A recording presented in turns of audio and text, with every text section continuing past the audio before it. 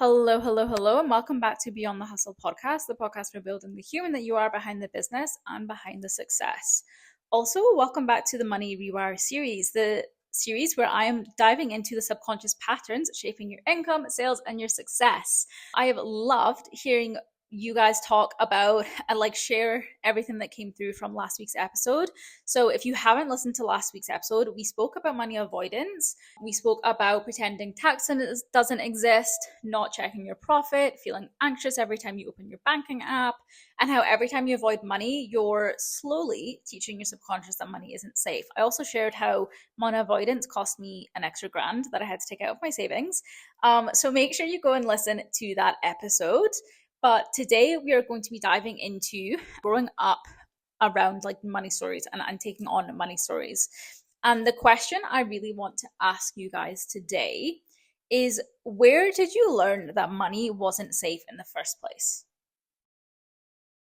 Where did you learn that money wasn't safe in the first place? Because here is something, and we're just diving straight into it, guys, because here's something I really want you to hear and understand, right? You as a person were not born believing money was stressful or unsafe or terrifying. Nobody comes into the world as a baby, fresh out the womb, feeling afraid to look at a bank account, right? That doesn't happen. You probably learned that money wasn't safe before you even had a bank account in your name. How crazy is that? You learned that money wasn't safe before you likely had a bank account in your name, right? I got a bank account in my name when I was probably 10 or something like that, right? And that's because you learned at some point that money equates to those feelings and those fears. And luckily, that also means that we get to rewire your definition, the meaning attached to it, the beliefs and stories that are actually behind money and actively running your relationship with money, right? And one thing that people massively underestimate is just how much of our relationship with money comes from simply observing other people growing up. Not what it is that they, told us, but what they showed us in how they react, behave, and respond to money. And growing up as a child, you literally act like a sponge, right? You act like a sponge, soaking up every little bit of knowledge, every lesson you can without the filter of, do I actually want to believe this, or do I want this to be my truth and my story, right? Instead of asking those questions, which, we can now do as adults, you don't know any better when you're a kid, right? So instead, you absorb everything because that is what you know to do, right? And on the same breath as that, you know to listen to people older than you, whether they are right, wrong, aligned, or misaligned, right? You know just to listen to them because they're older, they're wiser, whatnot, right? So when your parents are, arguing over bills, saying we can't afford that, and feeling guilty for spending on themselves, you absorb that. And that is how you likely perceive spending now. Let me just interrupt this episode real quickly, because if you're listening to this money mindset series and realizing that the shoe do be fitting, you want the abundance around money, financial freedom, to be hitting the 10K cash months without worrying that it's going to disappear, to look at your bank account without instantly panicking, and to be able to spend on yourself without feeling guilty, then the Rewire coaching space is for you. Because this is the only strategic subconscious led space that actually focuses on rewiring your money mindset to elevate your business growth sustainably. I'm not talking about positive money affirmations in the mirror. I'm talking doing the deep inner work to remove the emotions and stories around money so you can actually feel safe scaling financially. You will gain access to an in-depth audit to begin your journey, countless live calls and trainings on all things money mindset, visibility, scaling without burnout, as well as strategic one-to-one support to ensure you're always moving forwards instead of remaining stagnant. And when you join from this podcast series, you will also gain an extra one-to-one call with me to rewire your biggest money limitation on the spot. And if this sounds like a bit of you, then slide into my DMs and let's chat, or hit the link in the episode notes to inquire, and let's scale you and your business sustainably. Now let's get back to the episode. Okay, so if you're seeing your parents, growing up, you saw your parents working every hour under the sun, that's how you perceive money should be made, right? If saving your money was always praised and spending was always met with judgment or concern, that's now a learned process in your mind. So for me, I learned that those with wealth and those with disposable income were greedy, because this is what I heard and absorbed from different people growing up, right? You may not remember as well, and I'm not asking you to, because that would take you a while. You may not remember every conversation or, the moment that you actually took on the decision that money is bad, or that you're greedy if you have a lot of it, or that, spending is irresponsible, you won't remember every single conversation around money, like sitting listening to this podcast, right? But your subconscious does. And every single time that you hear the same comment or you repeat the words, oh, that's too expensive, you strengthen the belief and story you created around money growing up. Obviously, your subconscious doesn't record like spreadsheets, right? It doesn't track your income and your expenses, but it does record emotions, and that's the difference. So last week, we looked at actually how you can utilize a weekly money meeting to reduce the emotional pull towards money. But we also have to understand the emotion around money and the evidence has been backed up, right? Because your subconscious remembers and records the emotions and the reactions, right? It remembers when your mom opened a bill and she looked stressed looking at it, right? Or it remembers when, your dad or whoever your parent like spoke about work and he seemed exhausted, right? It remembers when someone spent like money and they felt really, really guilty for spending it.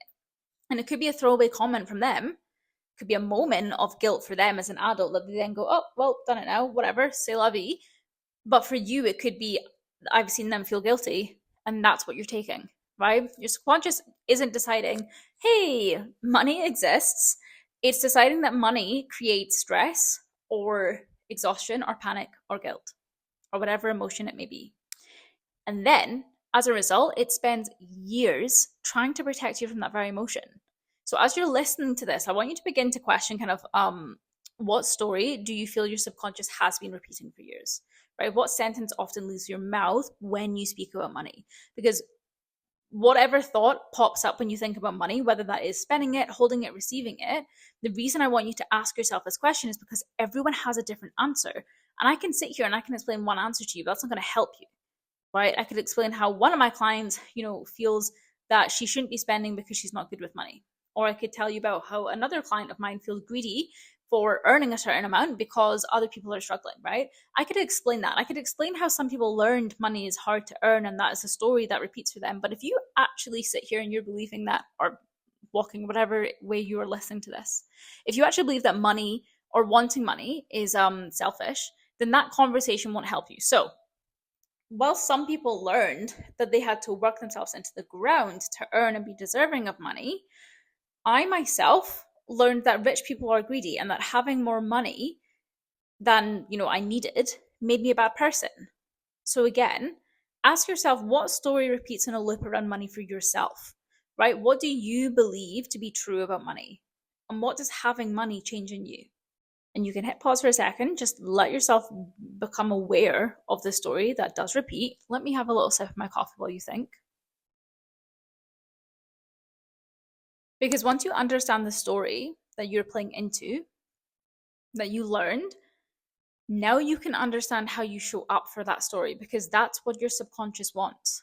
It wants you to play into that story, not because it obviously hinders you, but because it protects you. And in the last episode series, I shared how, like I said, I avoided looking at my taxes and completing my taxes. And I bet that ended up in me having to fork out an extra grand of my savings to put towards them. Now, yes, this was avoidance at its finest. And I wanted to avoid this for very much, out of sight, out of mind reasons. And so I could avoid responsibility that came with money, right? If I'm being really honest, right? But what I also want to share is the other reason behind that avoidance, which was that, but what I also want to share is another reason behind that avoidance, which was that if I didn't avoid looking at my income for the year, moving through tax portal and procedures and then pay my taxes, I wouldn't have to feel like a bad and greedy person for earning the amount I earned, right? Because that was the first year in which I truly had disposable income, right? There were months where I had triple the amount that I ever earned from my salaried position, more than that, to be fair. And I felt a guilt around holding it, because to me, having disposable income came with, I must be greedy or I'm a bad person, because that's what I knew growing up. And I really didn't want to admit that I was fucking buzzing to have financial independence, right? To pay for things without having to ask anyone for help. My gosh, that's such a great feeling, right? To book 10 plus trips without needing to put them onto my credit cards, incredible. Like, that was a great moment for me, right? And I remember even paying for my flight to Canada. I went to Canada in 2024. I remember paying for my flight and the flight itself is like £900, right? So pretty much £1,000. And I remember booking it without necessarily second guessing spending on it, but at the same time feeling like, oh my god, like this makes me a bad person, and feeling like I was being greedy. What I did do was I quietly celebrated the moments that I could actually spend the money, right? Or that I had the disposable income, because to me, having financial independence and like freedom meant I followed in the shadow of the story that I heard growing up. And when I think back on that now, I'm like, yeah, that's fucked, right? Because I should have like allowed myself to celebrate that loudly. But obviously, c'est la vie is as it is. What's even more fucked though is that I was celebrating the hell of my clients who were earning double and triple than me without thinking twice about who they were behind it. But obviously, that is your subconscious mind, right? And the stories that apply to you and don't always cross over to how you perceive others, right? And this is why, two women can have exactly the same strategy. And I'm very big on this. Two women can have exactly the same strategy. They can get completely different results in their business, in their goals, and in their lives, right? One person can, spend without thinking twice. The other can overthink and question, do I need this? Instead of letting themselves buy it, right? One person can raise their prices in their business. The other is probably going to apologize for charging that in the first place, right? One person, can invest confidently and say, fuck yeah, this is what I want to pay for. The other is probably going to sit and overthink the investment for like 6 months. One person can celebrate a 10K month. The other might immediately think, what if I never do it again? You see, the strategy isn't going to be different. It never is. When we actually look at strategy is like simple when you look at it down to the bones. Okay. But the subconscious story is always different. And what changed everything for me wasn't necessarily becoming better with money. Of course, I stopped avoiding it and I became better in that sense. But it wasn't necessarily becoming better with money or better about, shouting about money and income and my numbers in business. It was allowing myself to become curious. And instead of asking, does this make me greedy or am I a bad person for celebrating this money? I started asking myself, like, where did I learn to fear this money? Where did I decide that money makes me greedy? Right? And I'm not telling you this so you blame your parents, you blame your upbringing, or you blame anyone in your family. I certainly don't, because every single person inherited something, right? The goal is never to blame. The goal is to bring awareness, right? Because also the moment that you pass blame, you pass responsibility. Now, I'm big on this as well, is that I'm obviously 28. So it could be easy for me to sit here and go, oh, I learned this, to do this with money growing up, or I learned this from my parents growing up, or I learned this from this other person growing up, right? But I'm also 28. I'm 28. I'm an adult, fully functional adult. It's my responsibility to choose my story now. And that's something I'm massive on. So the goal isn't to pass blame. The goal is to bring awareness, because what I also know to be true is that, yeah, if you are listening to this podcast, you're probably also in your 20s or your 30s, which also means you have spent years making choices, right? And the choices you have made so far are strengthening the money stories you either want or don't want. So by creating awareness, you are creating new choices. And once you can see the story, you can stop living by it, right? Your parents gave you their relationship with money. They weren't wrong for that, just like how you are not wrong for absorbing it. But you do not have to pass that relationship on to yourself or to your future children or your friends or your partners. And that is where I want to make it clear that this story can stop now and has to stop now, not next year, but now. Because whilst you can be aware of your upbringing, we're not passing blame to it if we're not willing to rewrite the stories and do the work to strengthen our own chosen stories. So yes, you get to write the next chapter. Yes, you get to choose your next story. And yes, you get to build on that. So what I'm going to leave you with is 5 prompts that I ask my clients. And these prompts are going to offer you awareness. But it is up to you to decide what you do with them, okay? Because I know that some people listening to this, yeah, you're probably going to write it down and not answer them because there's a subconscious fear around it, or you're probably going to say, oh, I don't need to do that, right? When if you're saying I don't need to do that, let me tell you right now, you do. And that is why you need to. Okay, that's just avoidance dressed up, okay? So it's your decision what you do with these. But if you're actually willing to rewrite the story and actually build a better mindset around money and a better relationship with money, this is where it starts. So the 5 prompts for you, and I can actually write them in the show notes as well, to be fair. The first prompt is, what was the first money memory I have? Not the last one that I remember, but sit with this one for a minute. What was the first money memory I have? Then you want to ask, what did my parents and others around me say about money growing up? So what did you hear? What do you remember hearing? What was the stories, the comments you always heard growing up? What was always said? What did you overhear that maybe you weren't supposed to hear? Third one is what happened when money was tight versus when someone else held more. And that's going to really, really pinpoint your attachment. What happened when money was tight versus when someone else held more money? So, what happened when money was tight versus when someone else held more? What judgment? What conversations? What comments? What did that look like? The fourth prompt is what did I decide to be true about money because of these experiences? And this one, I really want you to think along the lines of like, I can, I can't, money is, like, finish those sentences. Like, what did you actually decide to be true about money because of those experiences?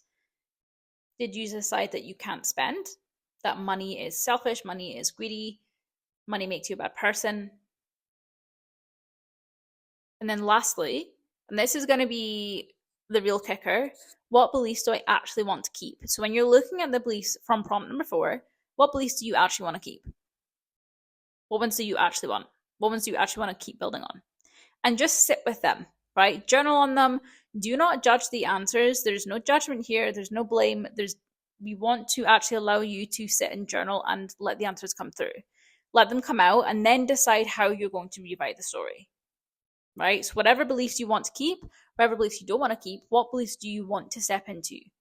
And listen, I know that sometimes people think that doing these like kind of prompts and these journaling is woo woo or is like very surface level. It's only as surface level as you make it in the nicest way possible. You can make it surface level by spending 5 minutes on this, or you can actually give yourself the real time to actually sit and let answers come through.